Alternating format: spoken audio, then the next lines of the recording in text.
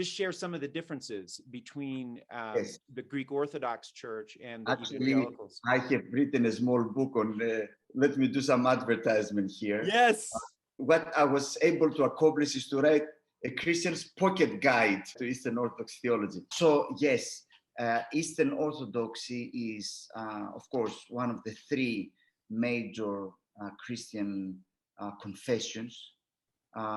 And it's primarily Eastern European phenomenon, but interestingly enough, there are huge numbers of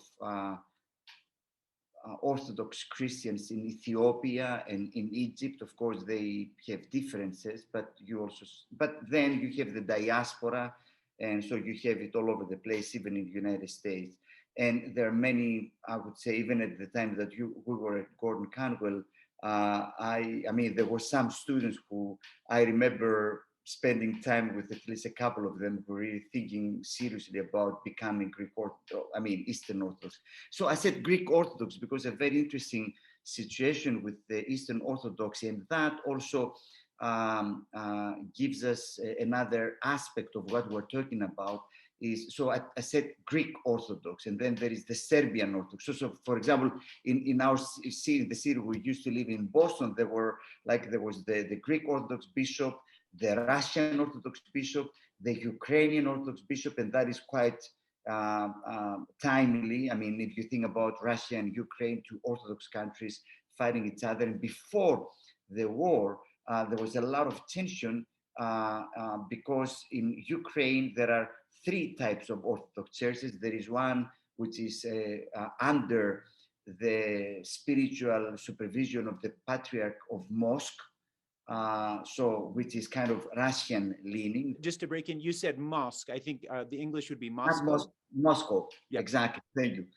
Thank you. Oh, wow, that would have been a heresy, right?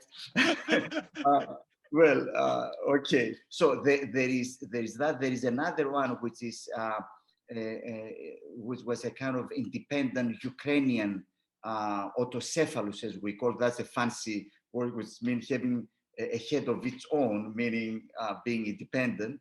Autocephalous church, which was recognized by the Patriarch of Constantinople, and then there was another one which was was connected with Rome. With there is a particular type of Orthodox churches that they have the Byzantine rite and liturgy and all of that, but they are under the authority of the Pope. So three different churches. Now, why I'm saying that? Because in most cases, the Orthodox Church, it's a state church, it's a national church, and is really linked with the identity of the people. So, for example, in Greece, being Greek means that you're Greek Orthodox by definition, by default. You are born into. So it's not like in the United States. You were telling me how you ended up Nazarene. It's a choice. We ended up, I say that with a positive, in a positive fashion. But it's a choice. You may choose to be that, and you don't know, it's not something weird. It's not something that people will be upset at you or feel that you betray something sacred or anything, because denominationalism in the United States is a unique phenomenon. And it's a free market. That is not true in most European contexts, but definitely in the Orthodox world.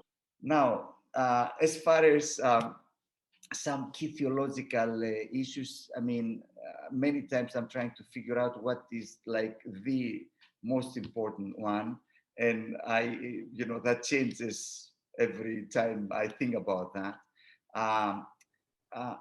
What characterizes most evangelicals, most Protestants, is the five solas, as we call them, like sola scriptura, only the Bible only through the Bible, only Jesus, only faith, only grace, to God only the glory. In the Orthodox Church, I would say that at times, it's a Christian church, okay? Don't get me wrong. It's a Christian church with their brothers and sisters, but they're sometimes, the emphasis on what we believe is important to what is primary is blurred. For example, let's take the scriptures as an illustration. So we believe not that the only thing, I mean, I just show you my book and I said, that's a good book, go ahead and read it, and I have many books. So it's not that we don't read anything else and we don't care about anything else but the Bible. But we say that, our central, our highest authority, the final criterion for truth is the scriptures. For the Orthodox is the church. The church has the truth, and the scriptures and other things like an icon, a canonized icon, creeds, decisions of synods, the liturgy, this and this and this and that. All these are witnesses to the truth that mystically the church holds.